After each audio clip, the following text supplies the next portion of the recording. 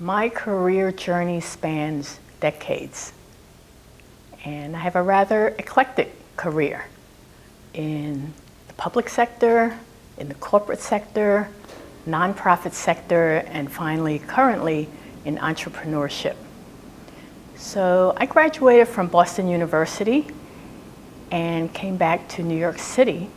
I didn't have a job. And what I did was I went to the now the Chinese American Planning Council's Workforce Services Division, which assisted me in finding my first professional job. So my first job was a civil rights investigator with the New York State Division of Human Rights. I investigated discrimination complaints in employment, housing, and public accommodation. And that role really stimulated my interest in human resources.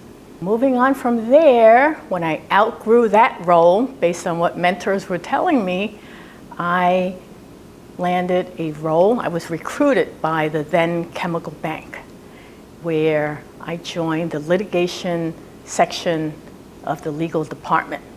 You know, it wasn't exactly what I wanted, but it's what I knew how to do well. So I worked on discrimination cases internally, cases that were filed against the bank,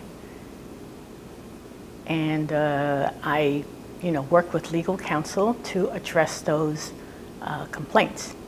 So I did that for a number of years, and also I was the liaison between legal counsel and the human resources community, and as new legislation emerged during those years, I helped the human resource community transform regulations into policies, procedures, and practices. My real goal was to get into the human resources function, so it wasn't a straight path, I discovered.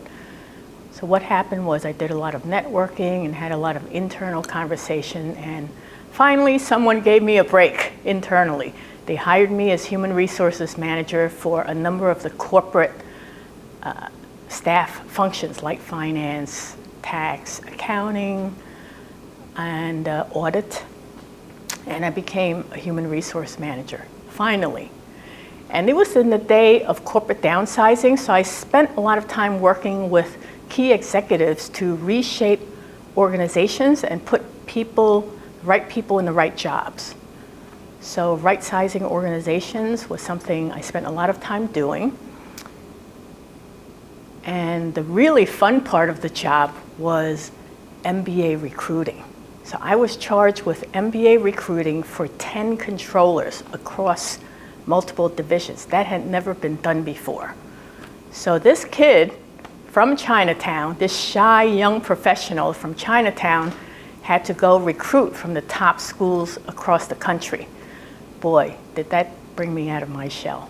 That was very exciting to be able to be the first to transform a recruiting function so that resources could be shared across the organization. And I'm talking about many years ago where, the concept of collaboration wasn't a major theme in the way people would work. So that was my generalist role, and then the mergers happened. So for 13 years of my 20-plus year career at the bank, through 4 successive mergers, I had the opportunity to really solve problems, take leadership roles, lead projects that would transform the human resources industry in banking for all of Wall Street. I had a boss who was very supportive. He was a delegator, he was a visionary, and he would say, "Here, Janice, take this, run with it, and figure it out." And so those opportunities really opened up.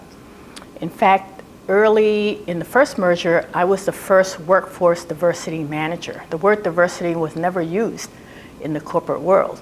It was affirmative action. So, but I was appointed the first workforce diversity manager back in the 90s. And from there, I gained more responsibility for developing policies and training programs for employees So this had an impact on really creating a very positive workplace culture. But the really fun part along the way is creating a framework for employee networks. There were no employee networks at the time. I'm dating myself, but I worked with a team of people to create that framework for the bank. And then I had the pleasure and privilege of co-founding the Asian Network and growing that to 1,200 people across the company over a number of years. During mergers, 1,200 Asian Americans in probably at least 10 cities. And in addition to that, co-founding of the Women of Color Network, the first one on Wall Street. That had also never been done before. I was always a bit ahead of my times.